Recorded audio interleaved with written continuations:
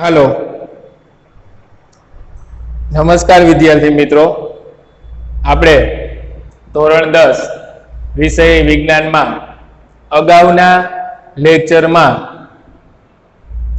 रासायनिक प्रक्रियाओना प्रकार विषे अभ्यास कर्यो हतो, जेनी अंदर आपणे रासायनिक प्रक्रियानो सौ प्रथम प्रकार एटले के संयोगीकरण प्रक्रिया कोम्बिनेशन रिएक्शन विषे अभ्यास कर्यो हतो, जेने आज थोड़ो रिवाइज करीशुं। उपरांत आपणा प्रकारनी अंदर ज जोवा मळेली एक अन्य बाबत के जे मैं अगाउना लेक्चर में कीधुं एम के उष्माक्षेपक प्रक्रिया विशेनो पण अभ्यास करीशुं।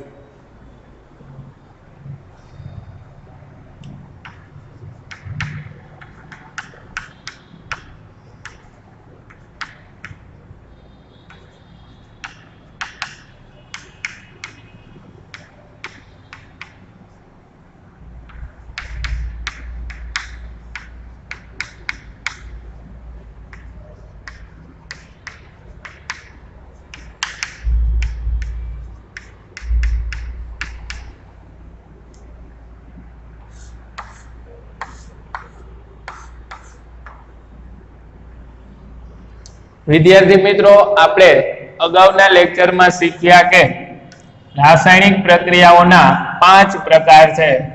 सौ प्रथम प्रकार संयोगीकरण प्रक्रिया, बीजो प्रकार विघटन प्रक्रिया, त्रीजो प्रकार विस्थापन प्रक्रिया, चौथो प्रकार द्विविस्थापन प्रक्रिया,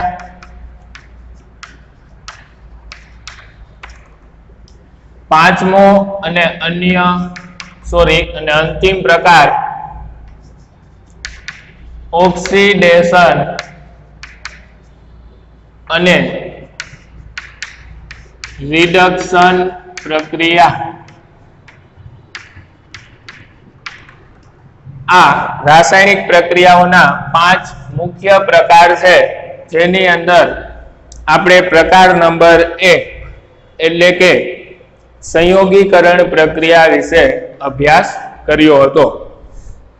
तो सौप्रथम संयोगीकरण प्रक्रियानी व्याख्या एवी प्रक्रिया के जेमां 2 के तेथी वधारे प्रक्रियको जोड़ाईने 2 के तेथी वधारे प्रक्रियको जोड़ाईने एक ज निपजनु निर्माण करता होय तेने संयोगीकरण प्रक्रिया तरीके ओळखवामां आवे छे।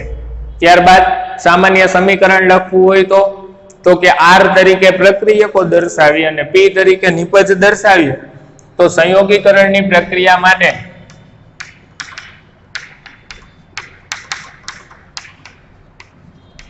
आपणे सामान्य समीकरण लखी सकीए R1 + R2 અને નિપજ તરીકે માત્ર P, એક જ નિપજ। પ્રક્રિયા આ રીતે પણ હોઈ શકે R1 + R2 + R3 અને P, એટલે કે પ્રક્રિયા છે એક કરતા વધારેની સંખ્યા હોઈ શકે, 2 પણ હોઈ શકે ને 3 પણ હોઈ શકે છે, બરાબર। તો આપણે આ રીતનું એક સામાન્ય સમીકરણ જોયું હતું। ત્યારબાદ ઉદાહરણોની અંદર કોલસાનું દહન, કાર્બનની ઓક્સિજન સાથે પ્રક્રિયા થઈ, કાર્બન ડાયોક્સાઇડ, પાણીનું નિર્માણ, હાઇડ્રોજન અને ઓક્સિજન વચ્ચે પ્રક્રિયા થઈ, H2O, પછી કડી ચૂના અને પાણી વચ્ચે પ્રક્રિયા થઈ, કેલ્શિયમ હાઇડ્રોક્સાઇડનું નિર્માણ। ઉપરાંત આપણે એ પણ શીખ્યા કે જે કેલ્શિયમ હાઇડ્રોક્સાઇડ છે એને કહેવાય છે ફોડેલ ચૂનો, ભીંજવેલો ચૂનો, ચૂનાનું પાણી अथवा स्लैग्ड लाइम।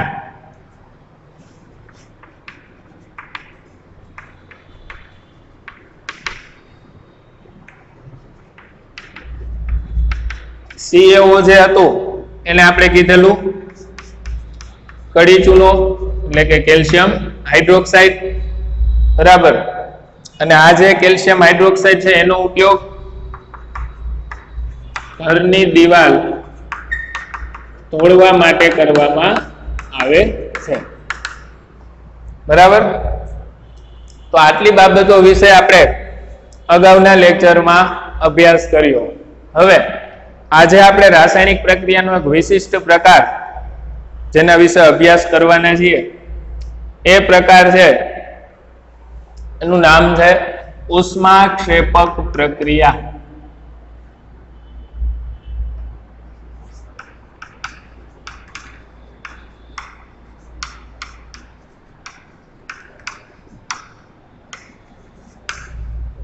ઉષ્માક્ષેપક પ્રક્રિયા, જેને ઇંગ્લિશમાં એક્ઝોથર્મિક રિએક્શન તરીકે ઓળખવામાં આવે છે. ઉષ્માક્ષેપક પ્રક્રિયા, એક્ઝોથર્મિક રિએક્શન. તો સૌપ્રથમ તો આપણે ઉષ્માક્ષેપક પ્રક્રિયા જે છે એની વ્યાખ્યા જોઈશું કે કોને ઉષ્માક્ષેપક પ્રક્રિયા ગણી શકાય. તો જે રાસાયણિક પ્રક્રિયામાં નિપજના નિર્માણની સાથે ઉષ્મા ઉત્પન્ન થતી હોય તેને ઉષ્માક્ષેપક પ્રક્રિયા કહે છે. જે રાસાયણિક પ્રક્રિયામાં નિપજના નિર્માણની સાથે ઉષ્મા ઉત્પન્ન થતી હોય, જે રાસાયણિક પ્રક્રિયામાં નિપજના નિર્માણની સાથે ઉષ્મા એટલે કે ગરમી અથવા હીટ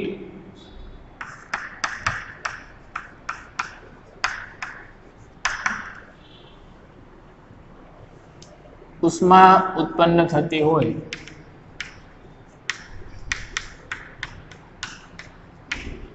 તેને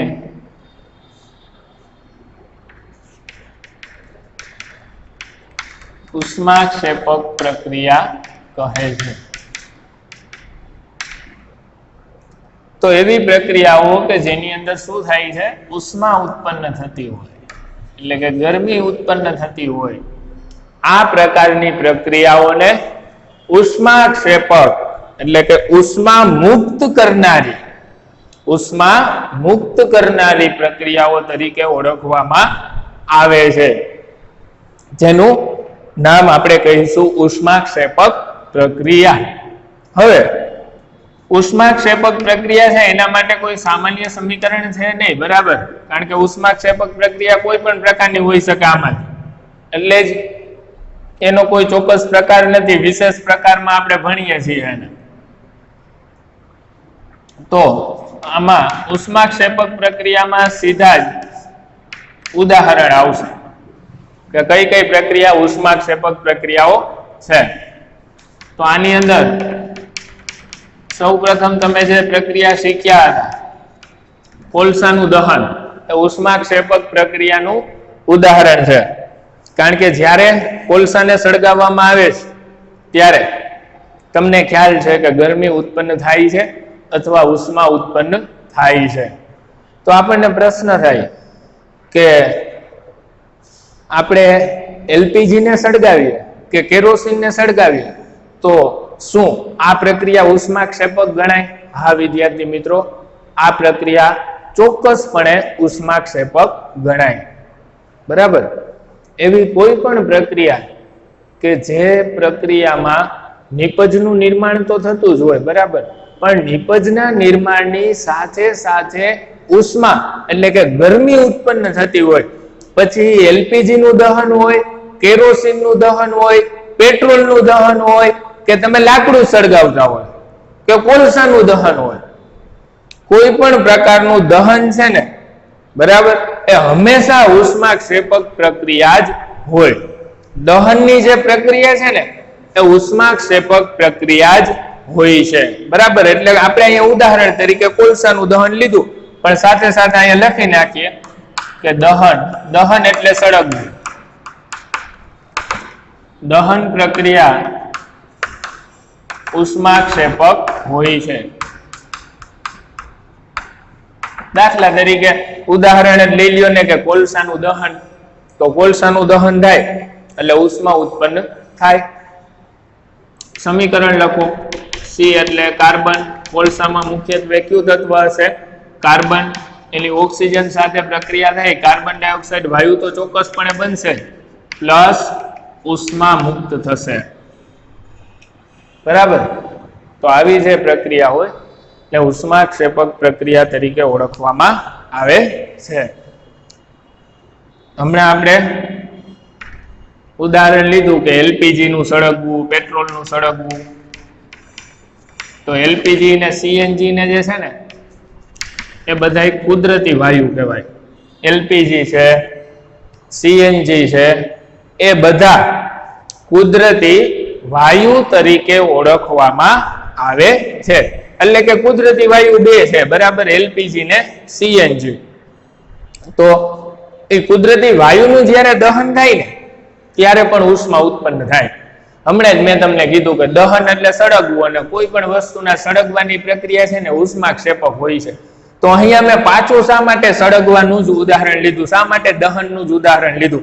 કારણ કે અહીંયા હું તમને એક બાબત યાદ કરાવવા માંગુ છું. તમને અગાઉના ધોરણોમાં એના વિશે શીખી ગયા છો કે કુદરતી વાયુ છે ને એનો મુખ્ય ઘટક જે છે ને, કુદરતી વાયુ જે છે એનો મુખ્ય ઘટક CH4 એટલે કે મિથેન હોય છે. કુદરતી વાયુનો મુખ્ય ઘટક કયો છે? મિથેન એટલે કે CH4. તો આપણે કુદરતી વાયુના દહનનું સમીકરણ લખતા શીખવાના છીએ કે કુદરતી વાયુનું જ્યારે દહન થાય ત્યારે જે રાસાયણિક પ્રક્રિયા થાય છે, બરાબર, એનું રાસાયણિક સમીકરણ કઈ રીતે લખી શકાય? તો કે સૌપ્રથમ તો તમે એ બાબત મનમાં યાદ રાખી લ્યો કે કુદરતી વાયુ જે છે એનો મુખ્ય ઘટક છે મિથેન વાયુ છે. મિથેન એટલે CH4. દહન થાય ત્યારે તેની ઓક્સિજન સાથે પ્રક્રિયા થશે, બરાબર. તો મિથેનની ઓક્સિજન સાથે પ્રક્રિયા થવાને કારણે અહીંયા જુઓ, પ્રક્રિયકની અંદર જે મિથેન છે એમાં બે તત્વો રહેલા છે, કાર્બન અને હાઇડ્રોજન.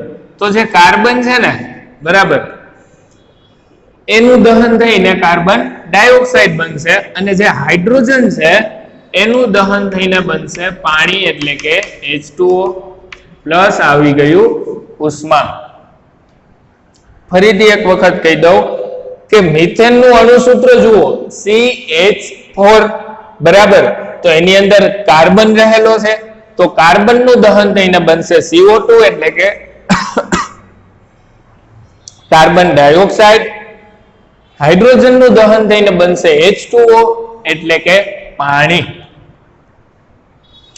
હવે આપણે રાસાયણિક સમીકરણને સંતુલિત કરીએ તો કાર્બનની સંખ્યા સમાન, હાઇડ્રોજનની સંખ્યા અહીંયા 4 છે અને અહીંયા 2 છે, તો આગળ 2 લખી નાખીએ. 4 હાઇડ્રોજન થઈ ગયા.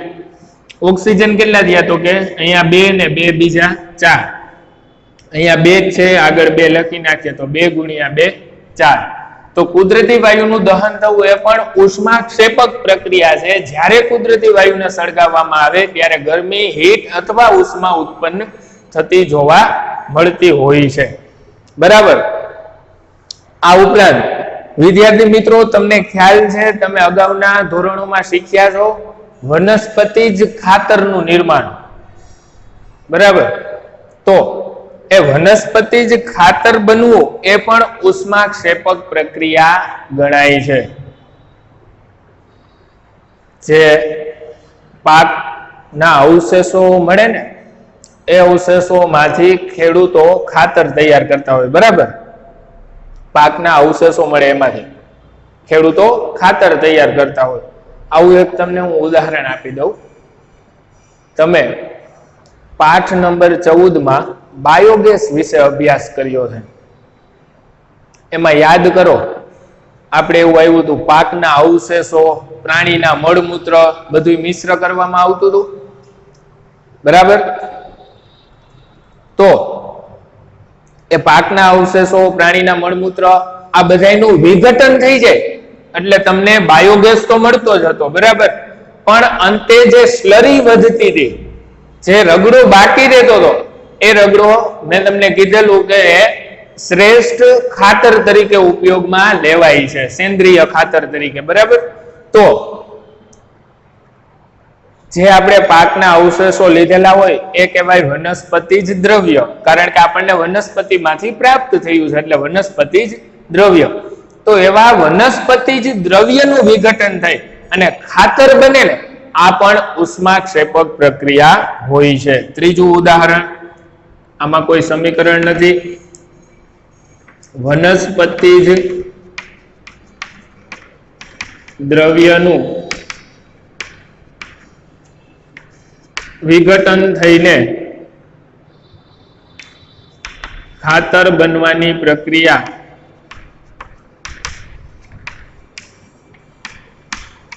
ઉષ્માક્ષેપક પ્રક્રિયા છે.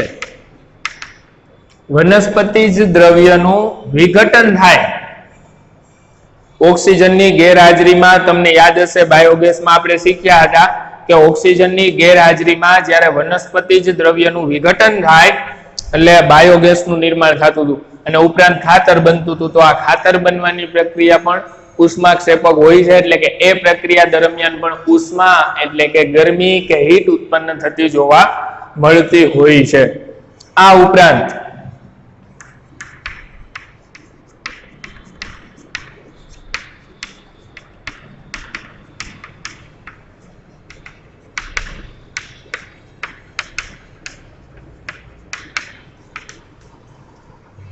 શ્વસનની પ્રક્રિયા પણ ઉષ્માક્ષેપક પ્રક્રિયા છે.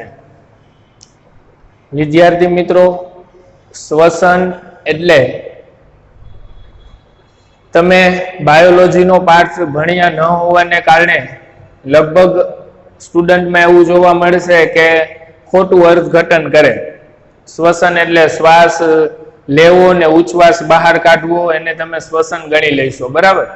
પણ શ્વસન એ નથી, એ તો શ્વાસોશ્વાસ છે. શ્વસન શું છે? તો વિદ્યાર્થી મિત્રો, તમને ખબર છે કે આપણે અમુક દિવસો સુધી કાંઈ ન ખાઈએ તો આપણું શરીર કોઈ પણ કાર્ય કરવા માટે સક્ષમ રહેતું નથી, અશક્તિ આવી જાય છે, બરાબર. તો આપણને શક્તિ એટલે કે એનર્જી ક્યાંથી પ્રાપ્ત થાય છે? ખોરાકમાંથી. શું એ ખોરાક આપણી સામે પડ્યો હોય તો આપણને એમાંથી શક્તિ પ્રાપ્ત થાય, એનર્જી મળે? ન મળે. એ ખોરાકને આપણે ગ્રહણ કરવો પડે, ખાવો પડે. જ્યારે એ ખોરાકને આપણે ખાઈ લઈએ ત્યારબાદ તમને ખબર છે તરત જ આપણને શક્તિ પ્રાપ્ત થતી નથી, બરાબર.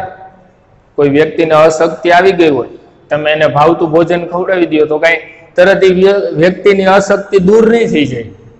એટલે આપણે જે ખોરાક ખાઈએ ને એનું આપણા શરીરમાં પાચન થાય. પાચન થઈ ગયા પછી, પાચન થઈ ગયા બાદ એ ખોરાકમાંથી આપણા શરીરને શક્તિ એટલે કે કાર્ય કરવા માટેની ક્ષમતા પ્રાપ્ત થાય, એનર્જી મળે. તો અહીંયા ખોરાકનું પાચન થઈ ગયા બાદ ખોરાકમાંથી શક્તિ મળવાની એટલે કે ઉર્જા મળવાની જે ક્રિયા છે તેને શ્વસન તરીકે ઓળખવામાં આવે છે. ત્યારે ખોરાકનું પાચન થઈ ગયા બાદ ખોરાકમાંથી આપણને શક્તિ પ્રાપ્ત થાય એટલે કે ઉર્જા મળે, એનર્જી મળે, બરાબર. તો ખોરાકનું શરીરમાં પાચન થઈ ગયા બાદ તેમાંથી ઉર્જા પ્રાપ્ત થાય તે ક્રિયાને શ્વસન તરીકે ઓળખવામાં આવે છે. આનું આપણે સમીકરણ પણ શીખવાના છીએ કે શ્વસનની પ્રક્રિયાનું સમીકરણ શું છે. ખાસ શોર્ટ ક્વેશ્ચન માટે સમીકરણ આઈએમપી પણ છે, બરાબર. એટલે ધ્યાનપૂર્વક શીખજો. તો વિદ્યાર્થી મિત્રો, શ્વસનનું સમીકરણ શીખીએ ને પહેલા હું તમને એક નાનકડી એવી વાત કરવા માંગીશ. તમે ઘણી બધી વખત એવું જોયેલું હશે કે કોઈ વ્યક્તિને તાવ આવતો હોય અથવા જમવાનું ભાવતું નથી, અશક્તિ આવી ગઈ હોય, આવા સમય દરમિયાન જો તમે એને ડોક્ટર પાસે લઈ જશો ને તો એ એમ કહેશે કે આને બાટલા ચડાવવા પડશે. તો એ બાટલા શેના હોય? ગ્લુકોઝ ના હોય. બરાબર. હવે બાટલો ચડાવે એટલે ડોક્ટર શું કરશે તો કે ચોક્કસ એક રુધિર વાહિનીને પકડી ત્યાં સોય ભરાવશે અને એ સોયમાંથી આમ ટીપા ટીપાના સ્વરૂપમાં એ બાટલો છે ને એ આપણા લોહી સાથે પડે. તો કેટલી બધી વાર લાગે. એના કરતા એ બાટલો ખોલીને પાઈ દઈએ તો સીધા ઘરે જઈએ ગયા, કાંઈ ચિંતા જ નહીં, હાલો બાટલો પીને ઘરે વયા ગયા. પણ ફરજિયાત પણ એને લોહીમાં આપશે. આ પહેલી વસ્તુ, લોહીમાં આપશે. બીજું કે એને બાટલો ચડાવશે. જો અશક્તિ આવી છે ને તો એને એમ નહીં કે આને કોઈ સારી હોટલમાં જમવાની ડીશ લઈ આવીને ખવડાવવા માંડો. શા માટે? અને ગ્લુકોઝનો બાટલો ચડાવે છે. બરાબર. તો એવું એટલા માટે આપણે જે ખોરાક ખાઈએ ને એ ખોરાકનું અમુક કલાકો શરીરમાં પાચન થાય. પાચન થઈ ગયા પછી એ ખોરાકના નાના નાના કણ છે ને શરીરના બધા કોષોમાં પહોંચે અને પછી શ્વસનની પ્રક્રિયા થાય એટલે શરીરના બધા કોષોને ઉર્જા પ્રાપ્ત થાય ને આપણું શરીર કઈ કાર્ય કરવા માટે સક્ષમ બને. બરાબર. જો તમે ખોરાક ખાઓ તો સમય લાગે શક્તિ મળતા, પણ સીધું જ ગ્લુકોઝ લોહીમાં ભળી જાય, સીધું જ કોષો સુધી પહોંચી જાય તો ઉર્જા ઝડપથી પ્રાપ્ત થવા લાગે. એટલા માટે ગ્લુકોઝના બાટલા ચડાવવા પડે. હવે તો આપણે સર ખાઈએ છીએ શા માટે? ગ્લુકોઝના બાટલા જ રખાઈને સીધું પાચન ઝડપથી થઈ જાય. બરાબર. તમે ગ્લુકોઝનો બાટલો ચડાવો છો એટલે પાચનની પ્રક્રિયા ગઈ, કારણ કે સીધું જ લોહીમાં ગ્લુકોઝ મળી ગયું. એટલા માટે ગ્લુકોઝનો બાટલો લોહીમાં ચડાવવો પડે, પી ન જવાય. નકર વળી પાછું પાચનની પ્રક્રિયા હાલે, વાર લાગે એમાં. બરાબર. પાચન જલ્દી થઈ જાય ગ્લુકોઝનું, પણ વાર લાગે. આ પહેલું. બીજું કે તમને એમ થાય તો આપણે રોજિંદા જીવનમાં ખોરાક શા માટે લઈએ છીએ? આપણે તો ગ્લુકોઝના બાટલા જ પી લેવાય, ભલે ને આપણને ક્યાં અશક્તિ આવી છે. તો કઈ માથાકૂટ તો નહીં. રોજ ઉઠીને શું ખાવું એ વિચારતા હોય, શેનું શાક બનાવશું. ઘણાને વળી એમ કે આ શાક મને ન ભાવે, અથવા તો મારે સાંજે જમવામાં ચોક્કસ વસ્તુ જ જોઈ. તો વિદ્યાર્થી મિત્રો, આપણને ખોરાકમાંથી ગ્લુકોઝ, પ્રોટીન, વિટામિન, ચરબી આવા ઘણા બધા ઘટકો પ્રાપ્ત થાય છે. એટલે માત્ર ગ્લુકોઝ ખાવાથી આપણા શરીરનું જાળવણી જે છે, જાળવણીનું જે કાર્ય છે એ વ્યવસ્થિત થઈ શકે નહીં. આ બધી તો ઇતર બાબત હતી. બરાબર. પણ મહત્વની બાબત ઉપર પાછા આવી જાય તો શ્વસનની પ્રક્રિયા પણ કેવી છે તો કે ઉષ્માક્ષેપક. હવે આપણે શ્વસનની પ્રક્રિયાનું સમીકરણ લખતા શીખવાના છીએ. ખાસ ધ્યાનપૂર્વક શીખી લેજો. અહીંયા મેં એક અણુસૂત્ર લખેલું છે, C6H12O6. આ જે અણુસૂત્ર છે C6H12O6, આ જે અણુસૂત્ર છે વિદ્યાર્થી મિત્રો એ ગ્લુકોઝનું અણુસૂત્ર છે. હવે આપણા શરીરમાં જ્યારે શ્વસનની પ્રક્રિયા થતી હોય ને, એટલે કે ઉર્જા ઉત્પન્ન કરવાની પ્રક્રિયા થતી હોય ને, બરાબર, આપણે ખોરાક ખાધેલો હોય, બ્રેડ ખાધી હોય, રોટલી ખાધી હોય કે ભાત ખાધા હોય, બરાબર, તો એ ખોરાકનું શરીરમાં પાચન થઈ જાય ને ત્યારબાદ ગ્લુકોઝનું નિર્માણ થયું હોય. બરાબર. એ ગ્લુકોઝ એટલે આ C6H12O6. આ ગ્લુકોઝની પ્રક્રિયા થાય. કોની સાથે પ્રક્રિયા થાય તો કે એની પ્રક્રિયા જે છે એ ઓક્સિજન સાથે થશે. બરાબર. એની ઓક્સિજન સાથે પ્રક્રિયા થઈ અને આ ગ્લુકોઝનું વિઘટન થશે. ગ્લુકોઝના એક અણુનું વિઘટન થાય ને, ખાસ યાદ રાખજો, ગ્લુકોઝના એક અણુનું વિઘટન થાય ને, જો હું અહીંયા સાથે સાથે જ લખતો જાઉં છું, મેં અગાઉ જ લખી નાખ્યા છો. બરાબર. એ તમારે યાદ રાખવાનું છે કે ગ્લુકોઝનો એક અણુ છે. અહીંયા ગ્લુકોઝના કેટલા અણુ છે તો કે એક. ગ્લુકોઝના એક અણુનું વિઘટન થાય ને એટલે 6 કાર્બન ડાયોક્સાઇડના અણુ બને અને 6 પાણીના અણુ બને. 2 6 અણુ બને અને પ્લસ આપણને ઉર્જા મળે. આ ઉર્જા એટલે જ નીચે પાછું આપણે લાઈન કરીને લખી નાખશું કે આ ઉર્જા એટલે શું થઈ ગયું તો કે ઉષ્મા. તો ગ્લુકોઝનું અણુસૂત્ર સાવ સહેલું, C6H12O6.